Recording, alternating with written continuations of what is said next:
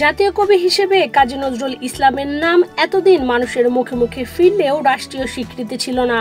এবার সেই স্বীকৃতি দেওয়ার বিষয়ে নীতিগত সিদ্ধান্ত নিয়েছে অধ্যাপক ইউনূস নেতৃত্বাধীন অন্তর্বর্তী সরকার। বৃহস্পতিবার প্রধান উপদেষ্টার কার্যালয়ে উপদেষ্টা পরিষদের বৈঠক অনুষ্ঠিত হয়। এতে সভাপতিত্ব করেন অন্তর্বর্তী সরকারের প্রধান উপদেষ্টা ডক্টর মোহাম্মদ ইউনূস। বৈঠকে বিদ্রোহী কবিকে বাংলাদেশের জাতীয় কবি হিসেবে ভূষিত করে প্রজ্ঞাপন প্রকাশের প্রস্তাব করে সংস্কৃতি বিষয়ক মন্ত্রণালয়। এরপর সেই প্রস্তাব অনুমোদন করা হয়।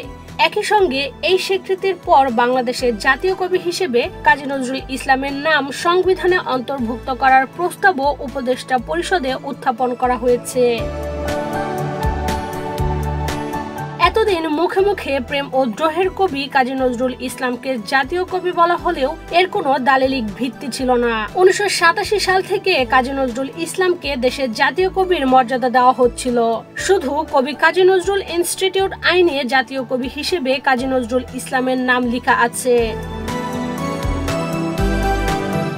2022 সালের 22 জুন কাজী নজরুল ইসলামকে জাতীয় কবি হিসেবে ঘোষণা করে গেজেট প্রকাশের নির্দেশনা চেয়ে আসাদুদ্দিন সহ সুপ্রিম কোর্টের 10 আইনজীবী রিট আবেদন করেন। তাকে জাতীয় কবির ঘোষণা দিয়ে গেজেট প্রকাশ করতে কেন নির্দেশ দেওয়া হবে না তা জানতে চেয়ে তখন রুল জারি করেছিল হাইকোর্ট। সংস্কৃতি বিষয়ক সচিব, বাংলা একাডেমির মহাপরিচালক ও নজরুল ইনস্টিটিউটের নির্বাহী পরিচালককে 4 সপ্তাহের মধ্যে রুলের জবাব দিতে বলা হয়েছিল।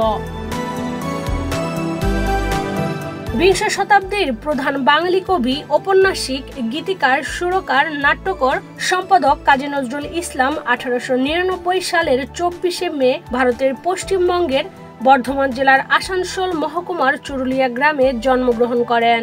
বাংলা সাহিত্য ও সংস্কৃতিতে বিশেষ অবদানের স্বীকৃতি হিসেবে 1974 সালের 9 ডিসেম্বর ঢাকা বিশ্ববিদ্যালয় কাজী নজরুল ইসলামকে সম্মানসূচক ডিলিট উপাধি দেয়। 1976 সালের জানুয়ারিতে কাজী নজরুল ইসলামকে বাংলাদেশের নাগরিকত্ব দেওয়া হয়। একই বছর 21শে ফেব্রুয়ারি তাকে 21 পদকে ভূষিত করা হয়। ওই বছর 29শে অগাস্ট মারা যান কাজী নজরুল ইসলাম।